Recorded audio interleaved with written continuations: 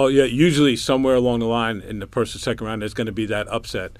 And we know it's never been a 16 over a 1, but, there have been 4 15s that have beaten 2s and 14 3s happened. But this year, the top was really loaded, and I think that's what we expected coming in. You looked all season, we had basically the same top 25. There'd be 1 or 2 little changes, but, the top 12, 13 teams stayed basically the same all season. Everybody has a weakness. And some teams are good enough to make it, through the weakness. Pitt this weekend, they didn't look like Pitt, but they won 2 games. They did look like themselves at the end of their second-round game, so maybe that carries over for them. But sometimes a coach can tell a team, hey, look, you won, and you didn't play your best, so you must be pretty good. Now let's get back to the way we were playing. So you wouldn't be surprised. Any of these teams, you can make a case for any of them playing again the next weekend in Detroit at the Final Four.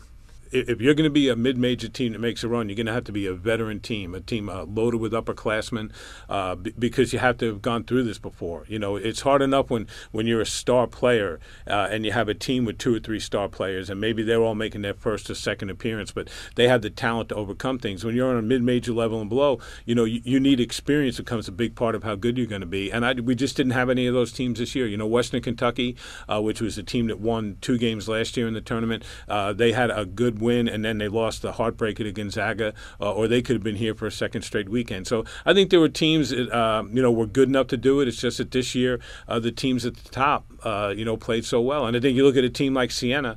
What was amazing to me about their first round win over Ohio State, they beat Ohio State and didn't play well.